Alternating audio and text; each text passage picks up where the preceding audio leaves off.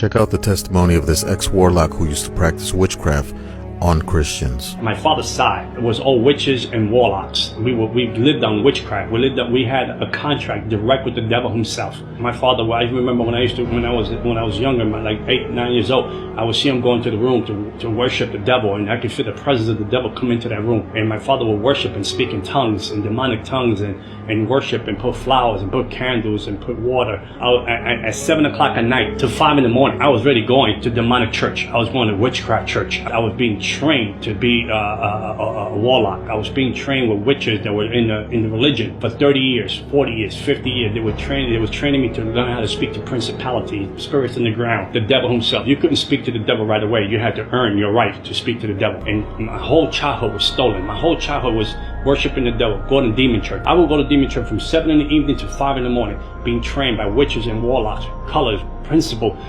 rights. Who owns this region? Who's in this region? Who's running this principality? What principality name is this? I had how to channel powers. At the age of 13 years old, I was astral projecting my body. I would leave my body home and go to regions and go into the spirit realm and curse dark side, curse neighborhoods, put spirit of prostitution, spirit of drugs into the neighborhood, homosexuality spirits here, demonic spirit here, spirit of murder, spirit of suicide. I know how to channel all those spirits into the neighborhood. At the age of 15, 16 years old, I was going into hospitals and putting death in ICU, death in one room, so this person couldn't die, because I wanted to be promoted with the devil, to move up that ranks, to be the biggest devil worshiper in New York City. I would go to 5 clubs or 5 lounges a night to look for people to recruit to the dark side. I would tell people their fortune. I would tell people their lives. I would tell people things that they did, things that was going to happen to them. That then they had no clue who I was. They didn't know who I was. I just had the demonic powers. I had a taste for blood.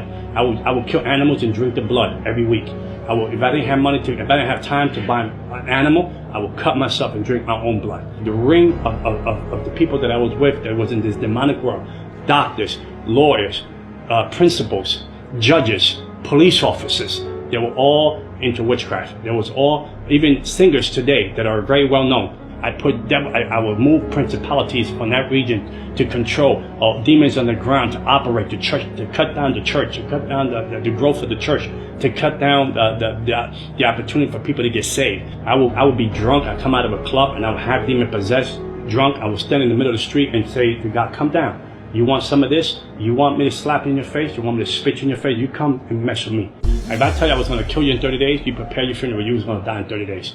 I don't care who you were. I don't care who you knew. I don't care what you call yourself. If you were Catholic and you say you were Christian and you say you were a believer, I was going to kill you.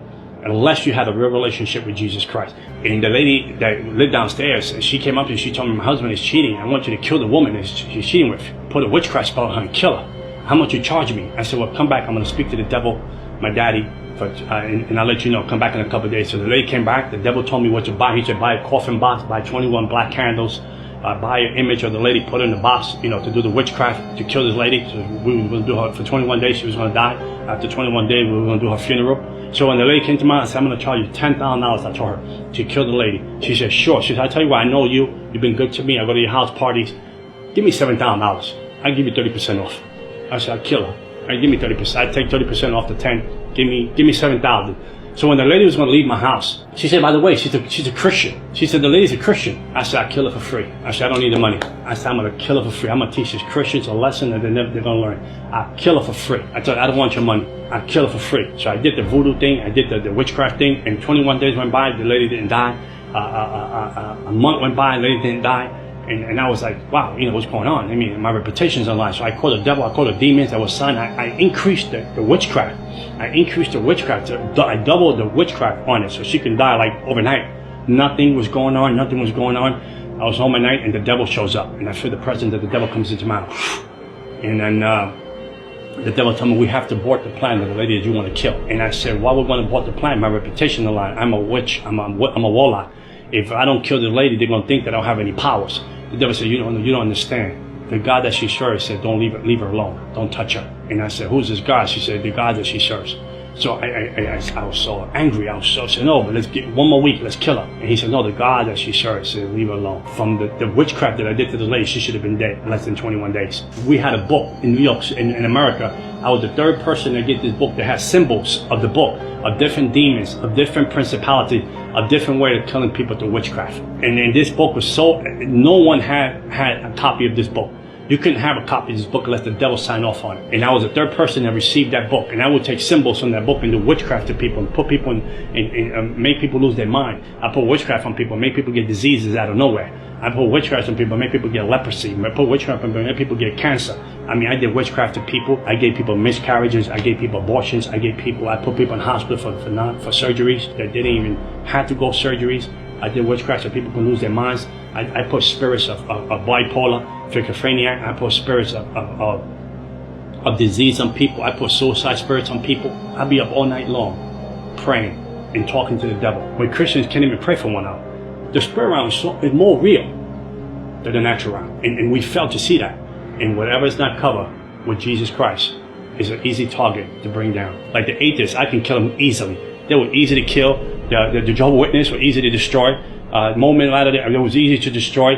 The people that will walk around and say we don't believe in the devil, they were easy to destroy because they will not seek any spiritual help. I brought Christians to their knees, not to prayer, because they had no power. It wasn't because your God wasn't all powerful.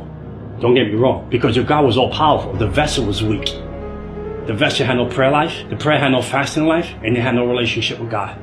There was a form of godliness in the person, but no power. The person was weak. The person had nothing going. He had a Bible, he had the right suit on, she had the right dress on, but there was no connection with Jesus Christ because he was out of his will, he was out of his promises, and he was out of his divine purpose. And I had you, I own you, I had you as a slave. I broke you, I put witchcraft on you. I kept doing that to Christian after Christian after Christian, after families, after churches. I chased everything down that represented the cross of Jesus Christ. For we wrestle not against flesh and blood, but against principalities, against powers, against the rulers of the darkness of this world, against spiritual wickedness in high places. For though we walk in the flesh, we do not war after the flesh.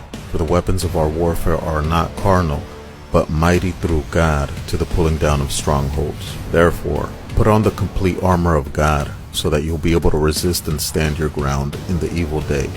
And having done everything, to stand firm. So stand firm and hold your ground, having tightened the wide band of truth around your waist, and having put on the breastplate of righteousness, and having strapped on your feet the gospel of peace in preparation. Above all, lift up the shield of faith, which you can extinguish all the flaming arrows of the evil one, and take the helmet of salvation and the sword of the Spirit, which is the word of God.